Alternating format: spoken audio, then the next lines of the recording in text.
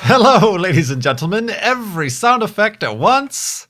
My name is Kurt, and welcome back to Far Lands or Bust. Yeah, we do have every sound effect at once. We had like a cow, obviously Wolfie, skeleton taking damage, but we're back. It's been too long since the last Far Lands or Bust. We are safe, it appears. Oh, our inventory is over encumbered, that's for sure. But yeah, welcome to episode 215 of Far Lands or Bust. Let me see if I can't grab just an arrow or two, or one. It's almost been a week. Oh, there's a guy. Hey, guy. Well, that's weird. You're not supposed to be trying to put yourself out. They grow smarter by the second. That's a recent addition to the game, is where the mobs, when burning in the sunlight, will run for shade or water. So I think that was just a fluke, a random happenstance, because we are playing in beta 173 of Minecraft, because that is where the Far Lands exist. But yeah, we're back. We are back indeed. Sorry for the delay. I did want to kind of take a little break. It was a purposeful break right there. I'll get to that in a second, but also some things have changed. We have some news. New news. We have some news about certain things of Far Lands or Bustitude to discuss, but before we get to that, we are at $12,455 raised this season for Child's Play charity over at farlandsorbust.com. Up until now, you've been using the ChipIn widget to donate, and that keeps track of all of our donations the past 3 seasons, and then this season altogether. And this is one of the things that we need to discuss now. But let me just make sure Wolfie's fallen behind. He's in good health. We're taking time to enjoy the surroundings and this very interesting. I almost wanted to call it a lake, but now, ow! Now it appears, careful, it to be kind of like a bay, a bay. Let's call it a bay. Just because I don't know what other geographical features might follow this kind of setup. A wharf, perhaps? Fisherman's wharf. Wharf! But yeah. Where to begin? We have been using, like I said, the ChipIn widget.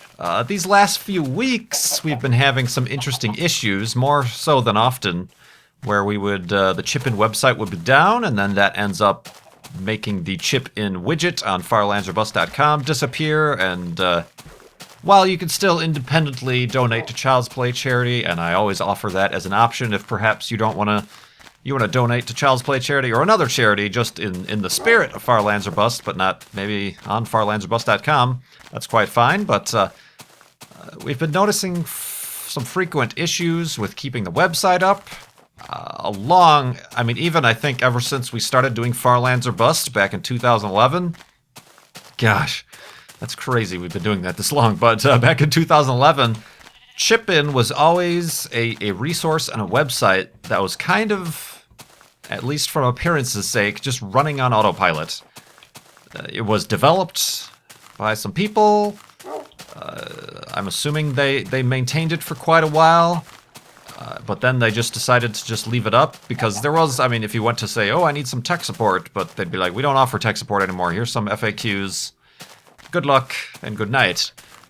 So it was always kind of running on its own. A lot of services and donation things use ChipIn, like MC Gamers, Zeldathon and related donation things. Many things use ChipIn as a service. But it turns out, let me get to the point, that out of the blue, like yesterday, we just heard news that ChipIn on March 7th will be shutting down. Just boop, closing the books. No more ChipIn website, no more ChipIns. You can't, at this time, you can't create a new account and you can't start new ChipIns. So whatever ChipIns are currently running, such as the Far Lands or Bust ChipIn, will expire and end on March 7th.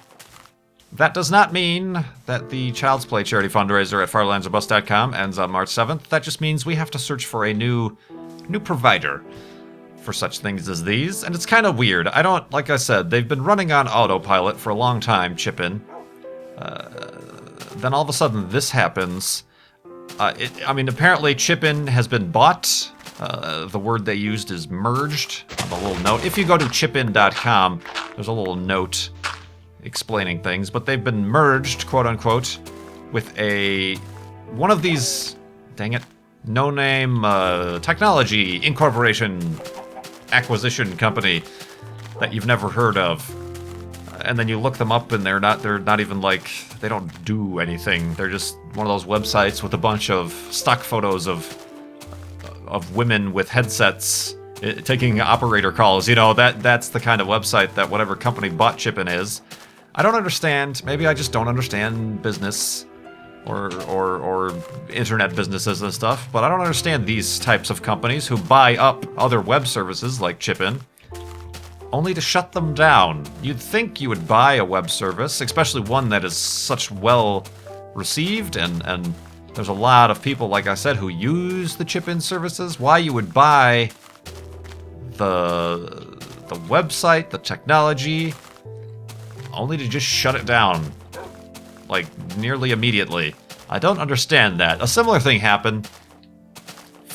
I'm dating myself. I'm going to take myself out to a nice Italian dinner later. No, I'm dating myself with how long I've been using Twitter, because I used to use a Twitter service, like a third-party Twitter service called Brizzly. I mean, it really cleaned up the interface. This was before TweetDeck was around, and I still feel that I liked Brizzly a lot better than I currently like TweetDeck. It cleaned things up. It allowed you to see inline pictures and reply to people right away, and it organized different feeds, and you can organize and maintain multiple Twitter accounts through Brizzly, and I'm like, this thing is great. It was independently developed by, a small team of people.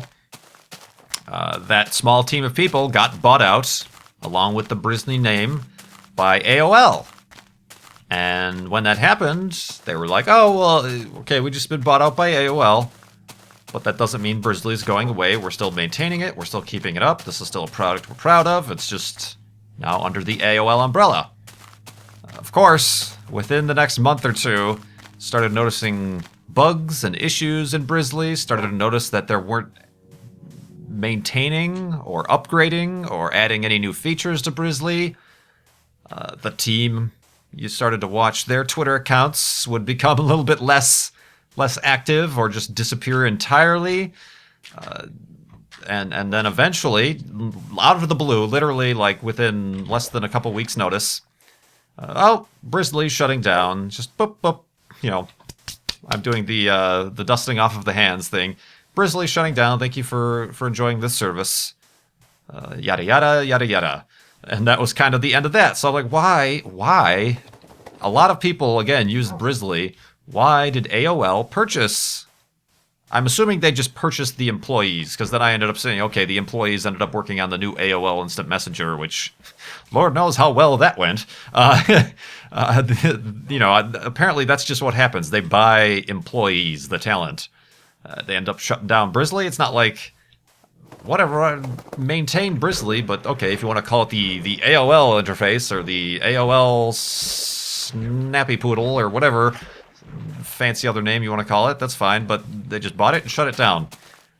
Anyway, I digress. The main thing is that ChipIn is shutting down. That really sucks. Despite all of the times we've had problems, it has really been a good service for us. Us, as in me and Wolfie at Farlands or Bust for raising money for Child's Play charity. So we're looking for alternatives.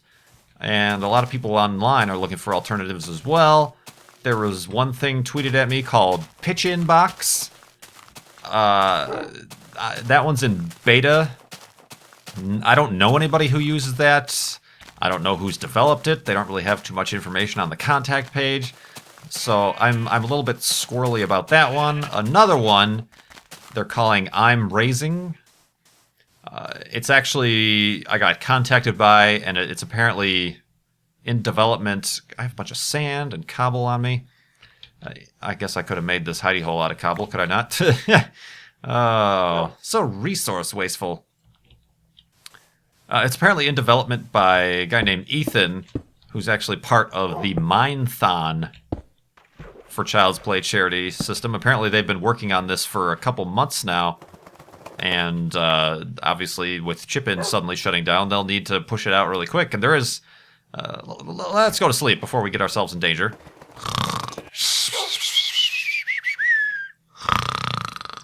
And web service shutdownness. Ow! Half a heart of damageness.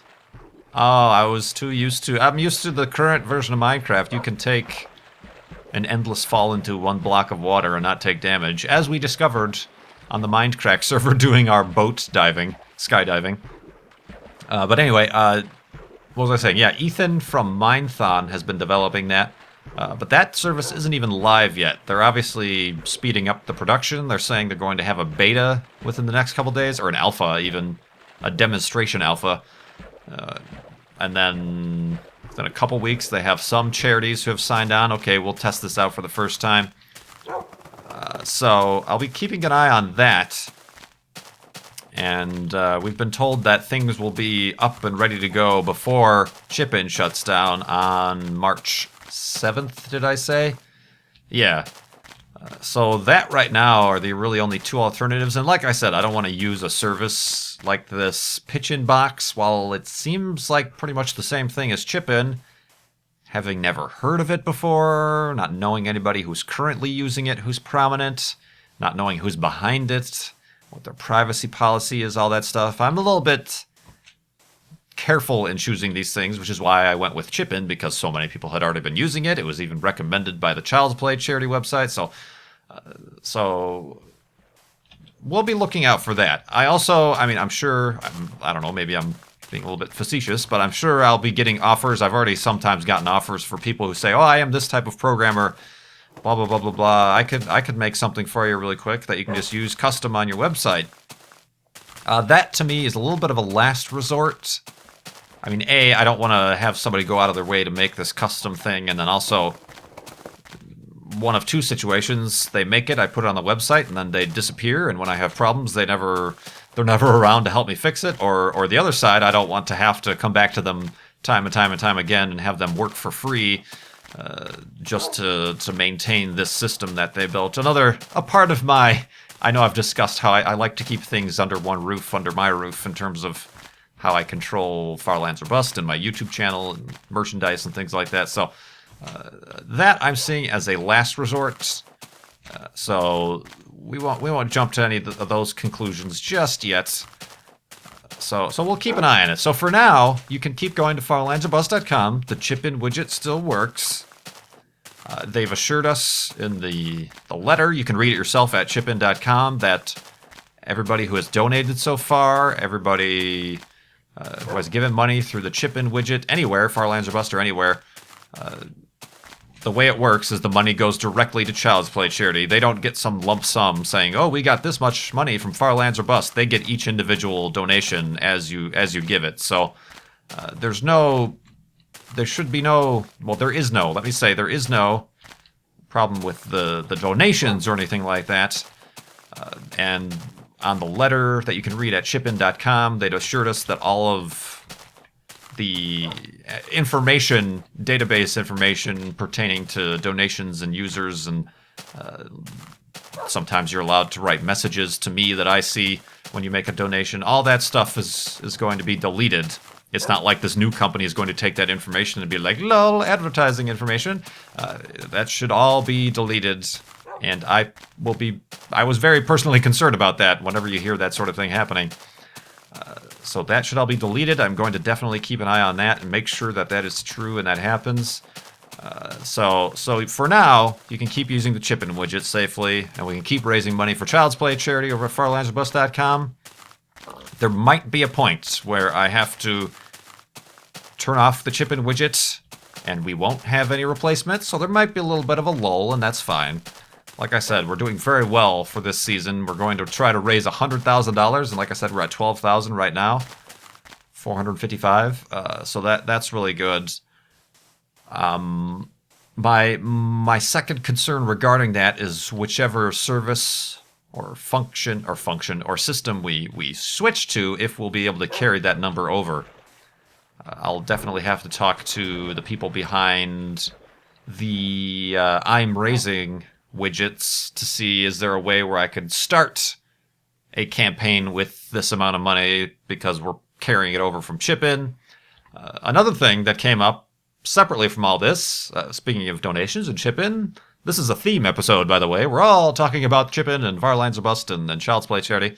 Our friends, like I mentioned, Justra and Pause. Another reason I didn't want to have an episode over the weekend is I didn't want to compete with them, because Justra and Pause were having their Canadians for Kids, spelled with Z's, live stream, and they were able to raise $5,025 for Child's Play Charity.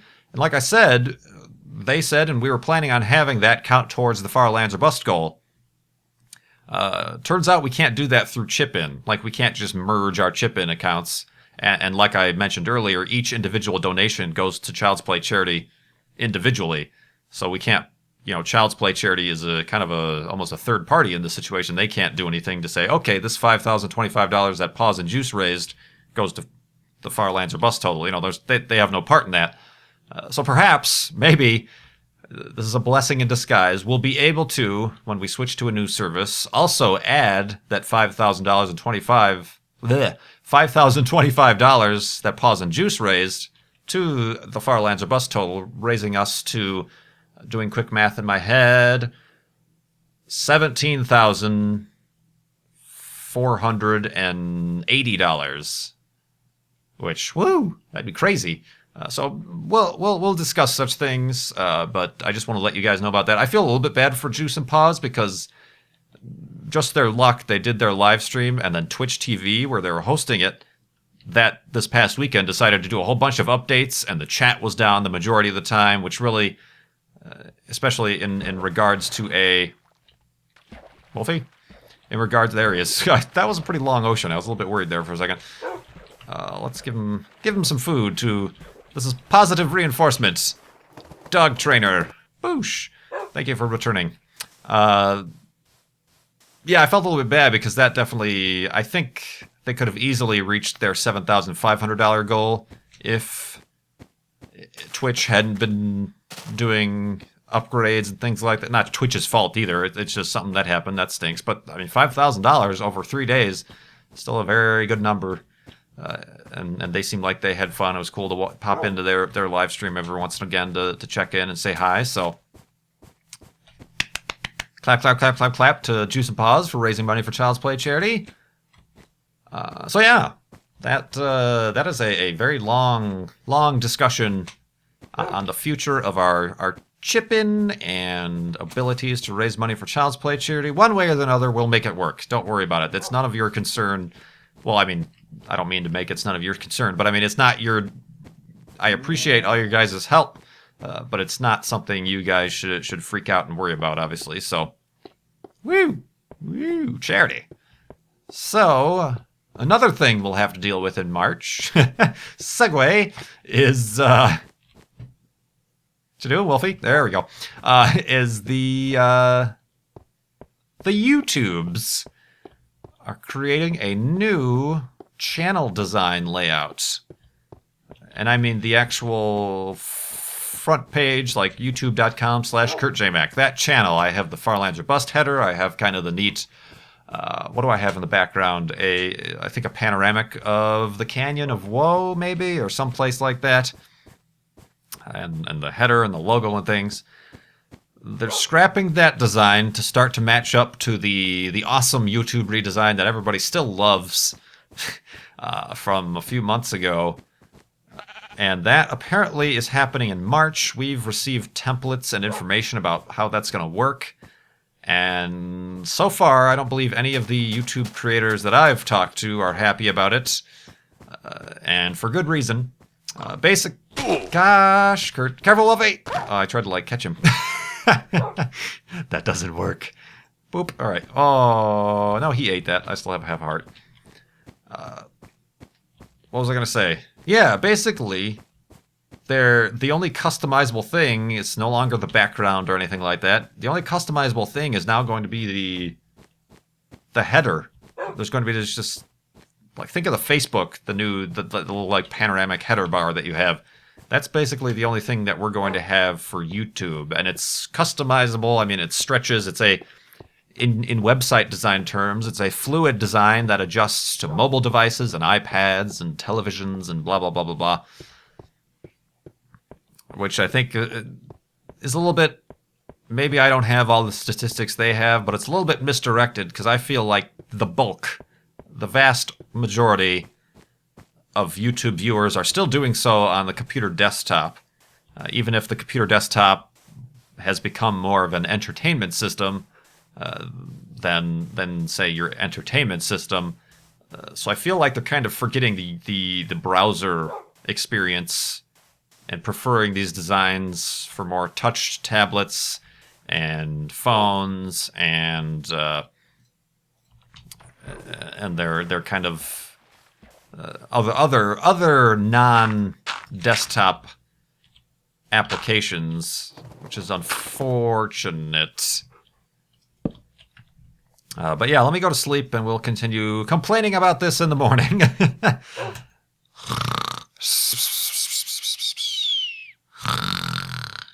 And redesign-ness. Woof. Woofness indeed. So yeah, that apparently they haven't given us a firm date, but it's like all YouTube, Google things. It's probably going to be slowly rolled out. A few of the big YouTubers have it already. It's kind of test runs, I guess. But I'm basically the thing I like about the current designs is it allows each channel to create like a separate individual website. When you go to each channel, there's a different color scheme, background, text across the top, even the layout of our social icons we choose to include, like Twitter. Here's a link to the website, and here's a link to the Spreadshirt shop.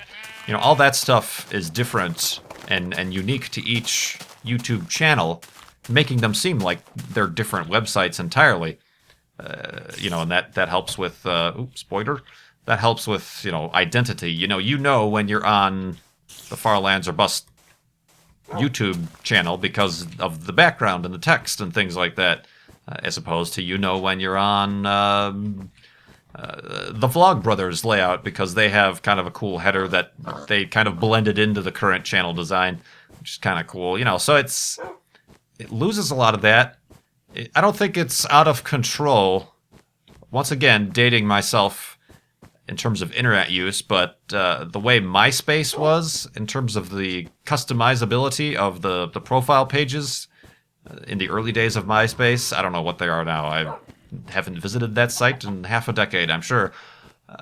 But the way you could people change their backgrounds, it was anarchy. It was basically chaos and anarchy with how customizable each of those pages were, and then you had a bunch of amateurs who had no idea what they were doing with HTML, CSS, and the background tags and things like that. It was just a disaster upon a disaster. I feel like where YouTube currently is kind of a nice medium between everybody having the same old channel page and the chaos and mayhem of MySpace. But now this new design is definitely pulling much more to the side of everybody looks the same, except for your little, 100 pixel tall header image that kind of adjusts to each screen resolution on whatever device somebody's viewing on. Otherwise, everything below that is exactly the same, as far as I know, and as far as it looks like on what they're telling us. So that's a shame. It's very like the rest of YouTube is now, very white, very clinical and clean and looking. It's very Google Plus. I don't use Google Plus at all, so I'm not that familiar with what Google Plus even looks like. But a lot of people are saying they're trying to make everything look like Google Plus. I don't know. My fear is that it won't be possible for the average viewer to know immediately what channel they're on. I feel like I'm going to forget what channel I'm on because that header that they're allowing us is not enough customization. I might be browsing videos and be like, wait, what channel am I on again? Especially when you're looking at channels like us gaming channels that do a lot of collaborations and things, where it's not clear what the actual content is coming from.